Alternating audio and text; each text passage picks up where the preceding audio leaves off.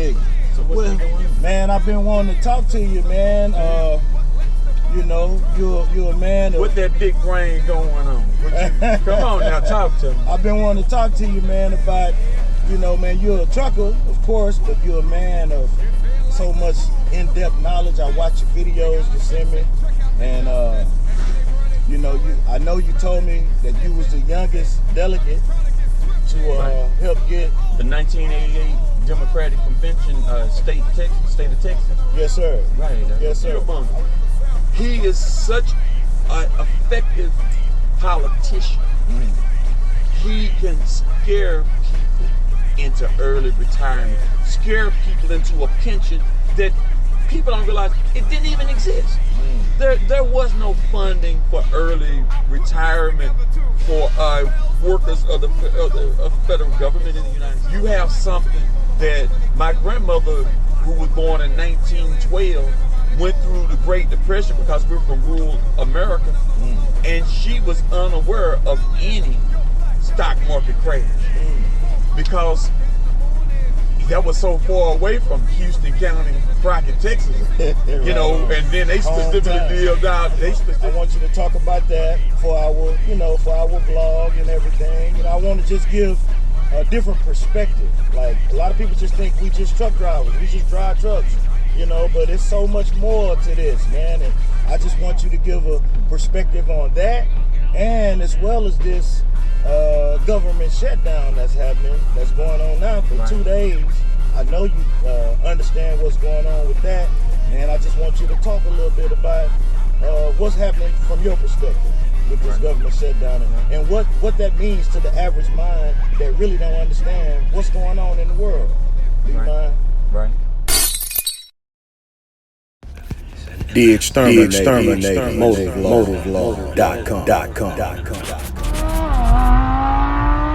We have breaking news right now. The United States government has entered a shutdown. It is midnight on the East Coast, and what that means is that the government is not funded and is officially shut down. What this means for you is simple. Depending on how long this government shutdown lasts will depend on the effects that the American people face. In the short term, up to 750,000 plus federal employees will be furloughed as soon as tomorrow. A number of federal employees may also be fired by the administration soon thereafter. Expect disruptions at airports as there'll be less reduced staff at airports. Military members, air traffic controllers, etc. will all be working, they just won't receive pay. You know who will receive pay? ICE. ICE was funded in a different budget bill earlier this year, if you recall. National parks may face disruptions. The longer a government shutdown goes, SNAP benefits may be disrupted.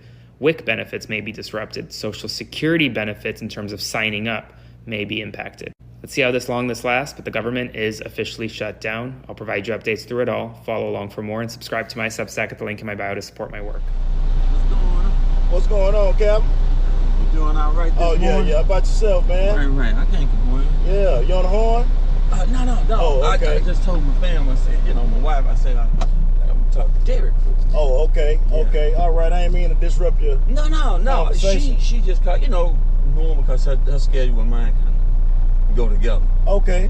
Yeah, I wake her up. She set the alarm clock to wake me up. Then when I'm up, I wake her up and make sure she get to work. Right on. I can dig it. So what's going on? Man, I've been wanting to talk to you, man.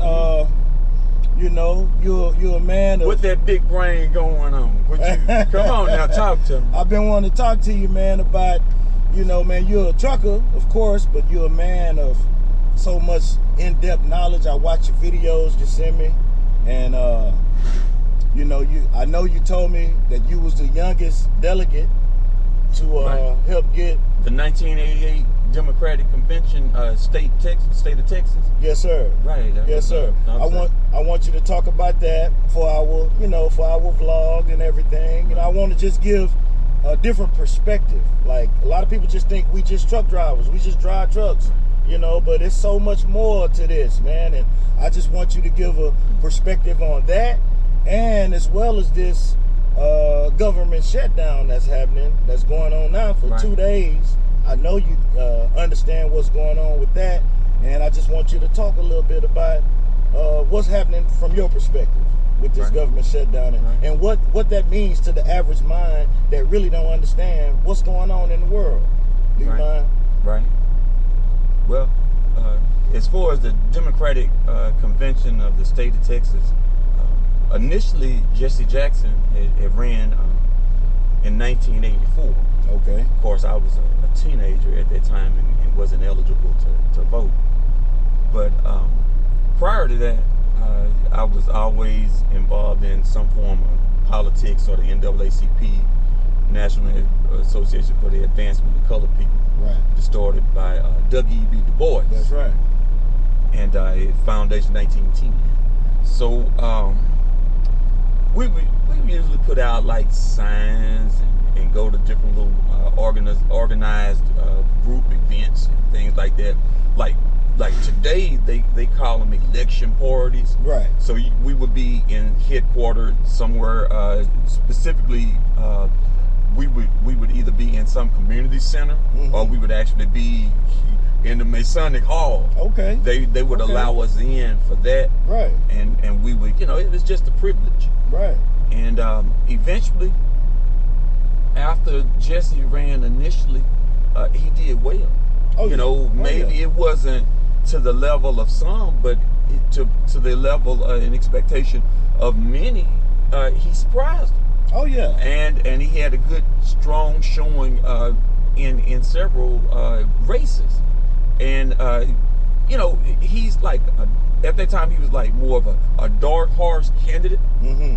Things were not going to necessarily work the way that it looks like in a fairy tale. Right. So advancing along, 1988 starts coming in, initially 87, and that's actually when he ran, right? Right. It starts out about, you start out generally a year before. Right. And you take, and they'll have numbers. Look, it's a lot of polling. It kind of goes like Eric Adams, the mayor of New York. Right. The numbers don't lie. People lie all day long, but numbers don't. That's right. Now, you can get some conflicts in polling, but of course in polling, you have an up and low number. And so it kind of, that error in the polling, it kind of eliminates people that want to say that they're in the Republican Party and then turn around and vote in the Democratic primaries, initially. So for them to do something like that, it is untrue, but the balance of it equals out. And so everybody started getting on board. Okay. We realized that Jesse wouldn't win, but it started getting so deep that. Do you remember who he ran against that year? Mike Dukakis was the main, that's right. the main individual. Because I was almost legal to vote, I believe, during that time. I think I was like 17. Right. That's when I first came into politics. I started paying attention, of course, because he was a black man. Right. And I'm like, wow, what is all this about? Right. So, but I couldn't vote because I was only 17 at the time. But Michael Dukakis, I remember that. He eventually became the candidate to represent the Democratic Party in the race. But he didn't win. No, he lost. Right. To Reagan? No, it was to Bush. To Bush, okay. Bush won. That's right, absolutely. But another person that had a strong showing in that was actually Al Gore. Right. See, Bill Clinton was not on the market at that time. I think I remember that. And Al Gore, that's really what caused the biggest commotion, was that because both he and Jackson had done so well, talking about Al Gore, had done so well in the southern states. Because at that time, the southern states were still holding on blue. They were still holding on blue. Back then, yeah. And so it was a real good chance that had Al Gore given his votes to Jesse, and strongly, and what I mean by that, he could have strongly requested of his delegates that those votes go to Jesse Jackson. That would have pushed him in. Instead, he held silent. Right. And they basically did what typically you expect. Right. They sided with what was right at that time, and that was the traditional candidate. Absolutely. Mike Dukakis didn't have a real chance. He ended up getting polarized because of things he said about a individual on death row that had gotten was in prison and had gotten out and had committed a heinous crime beyond those crimes, and they wrote that out because they took, that was when they really started doing snippets. You know, they would like cut a commercial or something that you would say in recorded moment, and they would twist it in a way that it would give the illusion that you wanted or you condone such an act. And it's very compelling because, remember, the voters don't know you, and so they're trying to get to know you. Right. And the best way to destroy you is to kill you on television and radio. Right. And that's what they did. That's all they had. But now getting back to it. So initially, because Jesse runs off the tales of Shirley Chisholm. Shirley Chisholm in the early 1970s, she decides to run for president. Okay. So that's beyond me. Right. And I so, know you have this kind of knowledge. And so Shirley Chisholm, she attempts to, because in politics, you have what they call a platform in your party. And it is like things like what you want to run on. Let's say there's some party that, because we, in the United States, we tend to think of a two with an additional party concept, where we have a Republican Party and a Democratic Party, and then we have independents. Right. But often there are other groups that come in, say like the farmers, or here recently in the Republican Party, you'll have a few that will get together, and they will have their own group that will have an influence, right? And they will come in. But one is the Farmers Party. Yeah, right. And the Farmers Party was basically when farmers, you see things like that, like in France or somewhere like Germany, where the farmers have their own alliance, and they will find a candidate, or they will back one candidate. And so what a Democrat or a Republican Party will do is they will put that on the platform, and they say, hey, will you side with us? If you'll side with us, then we'll put you on our platform, and all will be well. And so you won't split our vote. Right. And that's the main thing, trying to concentrate, because at any time, even right now, the Democratic Party always has more voters, even though they may not vote, than the Republican Party. The Republican Party is quite small. It's less than 40% of the total population of voters that are eligible in the United States, because you have a significant independent, and so that's who they're really chasing. You're always chasing less of your party members, although you want a grassroots. And see, that's where Charlie comes in. That's Charlie, the gentleman that was just killed. Okay. Right. He was, and we would not know him, because I should know him because I'm into politics, but I'm not as deep into it as I once was. So people, like, I'm not a Republican, but I'm not a Democrat. Okay. But when you have somebody like a Charlie Kirk, people don't understand what he's doing because they're not that deep into the politics. These are the guys that get you that independent. They get you those new people to come to your party. And so he's held such a high esteem because of his involvement with Donald Trump. Right. Donald Trump is thoroughly convinced that this gentleman, not single-handedly, but pretty much single-handedly, gave him the modern Z population to vote for him.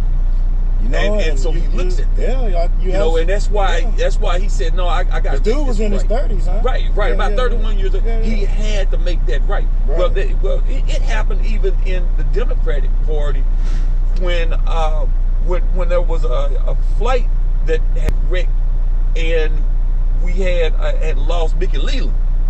were on board that was Brown. And Brown was a black gentleman just like Mickey Leland. But Brown had actually been the head of the Democratic National Convention. So you see where this is all tying in. So Jesse starts to run. And he does not win, but he does what Shirley is not allowed.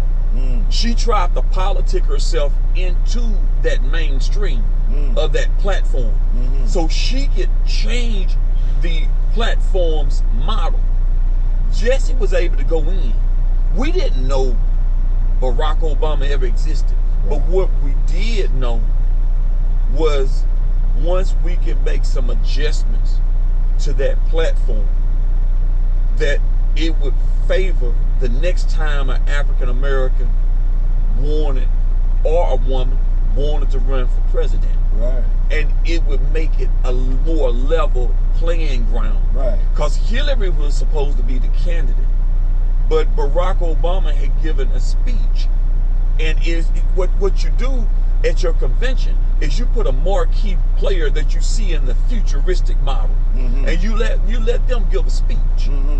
And Barack Obama's speech spoke of not just simply a red America, a blue America, but he said there is only one America. That's And he said, and that's the United States of America. So that, you know, and that was key. That was what put him over the top. And the biggest thing that stops blacks is our past.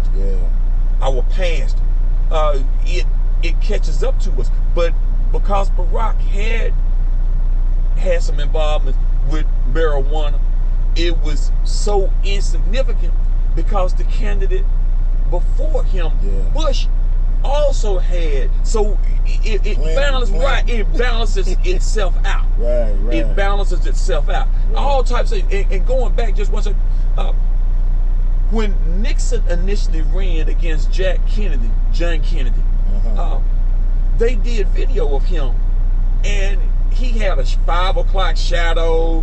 They got into the swimming pool, and we're talking about Richard Milhouse Nixon, and it tanked his possibility because Jack, when they recorded him, he looked like this family man. He looked so well and strong, even though he had a bad back. He looked, you know, so well, whereas Nixon looked so bad. But so moving forward with that, Jesse does not win, but he gets into committee, and committee is where you can make changes. And he made good changes, and so eventually that's what got 20 years into it, Barack Obama shows up, and people groom him, and they say, hey, look, now is your time.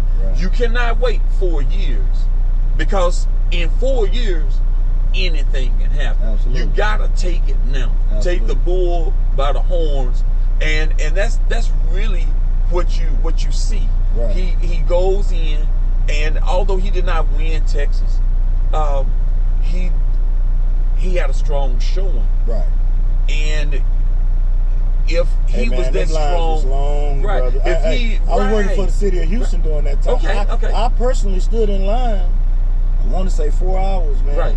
You know what I mean? It was that line.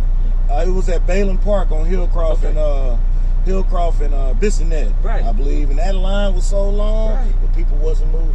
We didn't care what they said. We didn't care how long we stood out there. We stood in line, and I think it was maybe 10, 11 o'clock. As long as we was in line, we got the vote. And we did our part.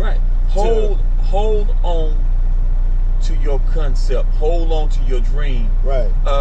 If you never vote for another African American candidate in your life, as long as you voted for Barack Obama, either the first time or the second time, you have legacy.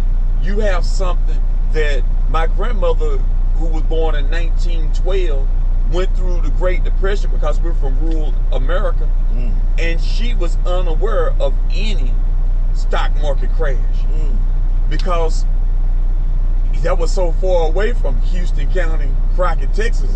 You know, and then they specifically lived out in rural America, Germany community, where the overwhelming majority of people were farmers, and ranching was a thing that was coming into play.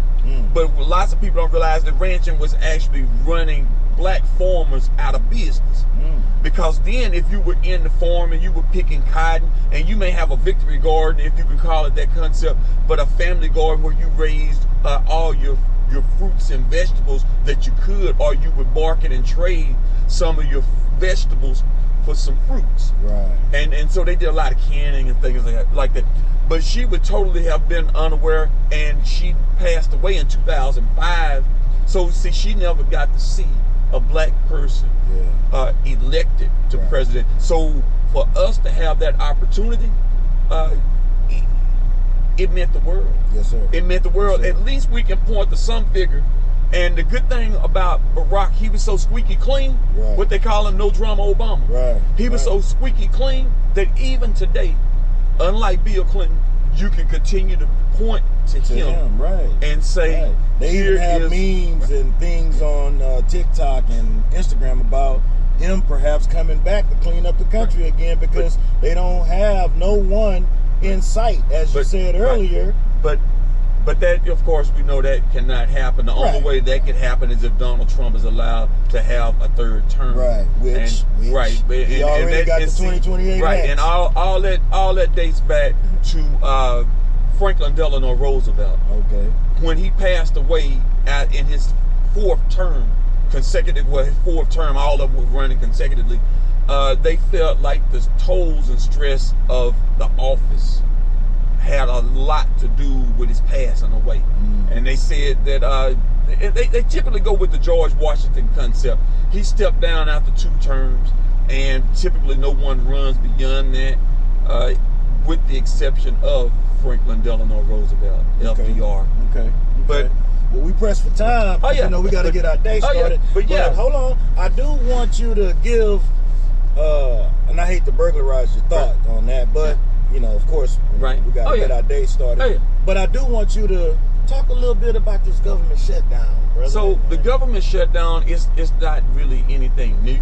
Right. But it's the first time in 6 years. Right. And it's done by the same. Right. But what is new about it is Donald Trump, he learns fast. He hates to win. I mean, to lose. Right. Of and course. He will punish and he loves his the fire. Because I could say this, he is perhaps the greatest politician in the history of the world. Really?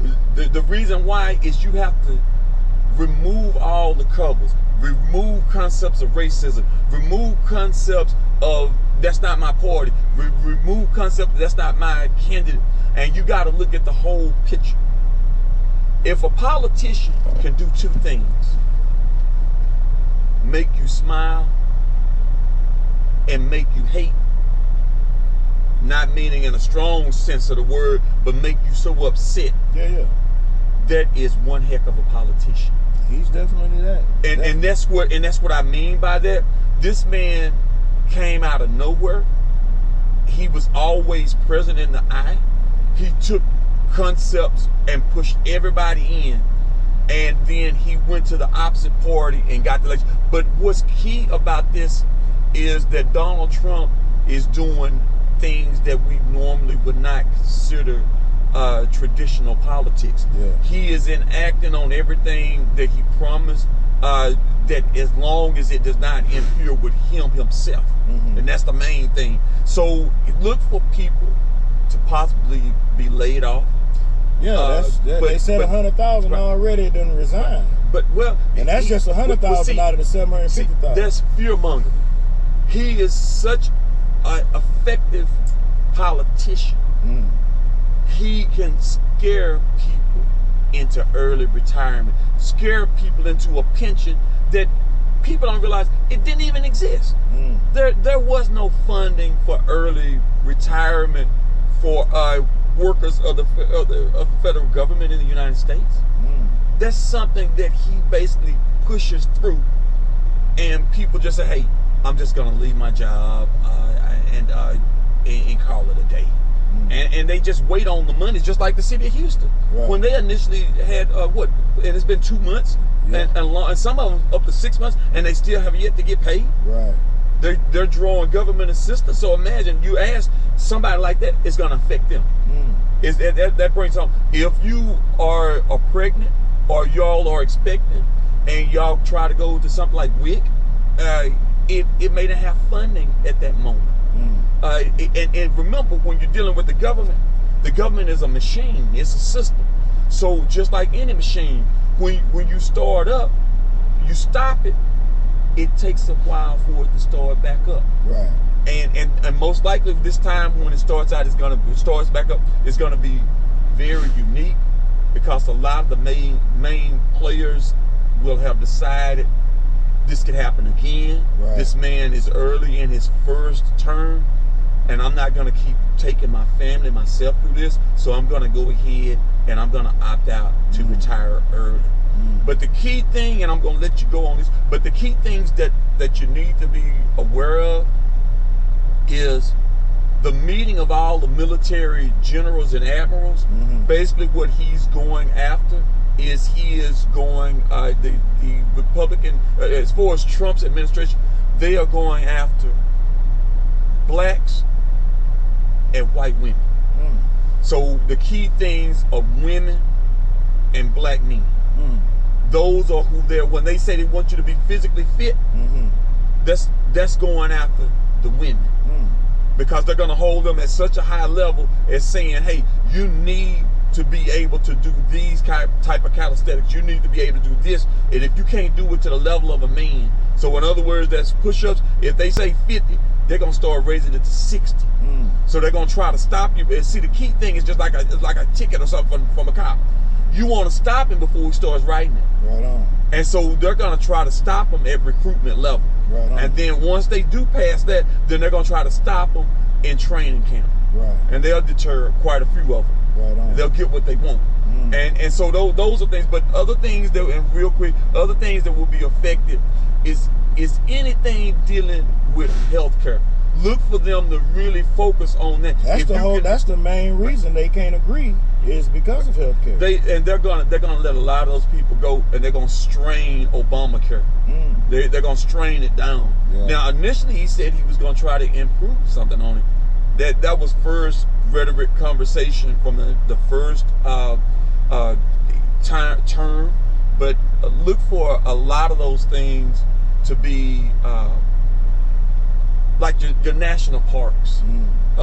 Those people, look for anything in government that people see or deal with on a day-to-day basis. Right. Like if you go to the airports, it won't be the people that you see flying the plane, but it'll be the TSA agents. Right. They'll start calling off because they won't have money for gas, or they won't have food at home. And so they'll take turns. They'll start trying to carpool and things, but eventually they're gonna start calling off. Once it gets over 2 weeks, and it gets really bad thereafter. Yeah. So, but like I said, I'm not gonna hold you. We're gonna hold more conversations. Oh, no doubt, man. Hey, man, I appreciate you. Oh, yeah. Carman Scott, trucker / political scholar. Hey, man, as y'all heard, man, this brother is very deep, man. He since what you been here now, about it going on a year. This is my third time here, so I've been here about four going on 5 months. Hey, man, and since I met him, man, every time I talk to him, I leave with something. And these are the kind of brothers that I like talking to. I don't like talking all that gibberish and all that nonsense. Anybody will tell you more or less I'm in my truck. But this brother, he gives me something every time I talk to him, man. And I appreciate it kindly, brother. And we're gonna get into those philosophers. Yes, sir. And we're gonna get you to the United States, and then we're gonna get you to what slavery really was about. Yes, sir. As opposed to what they just show you. Yes, sir. Business model. I appreciate it, man. Yes, you have sir. a safe one, man. You take care. All right.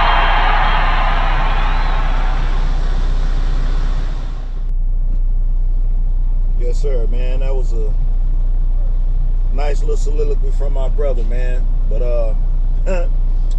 yeah, don't forget, man. On d-xterminator.motovlog.com, we got these hats, we got shirts, we got music. You know, we got hoodies, the season has changed. It's fall now, so we got hoodies, we got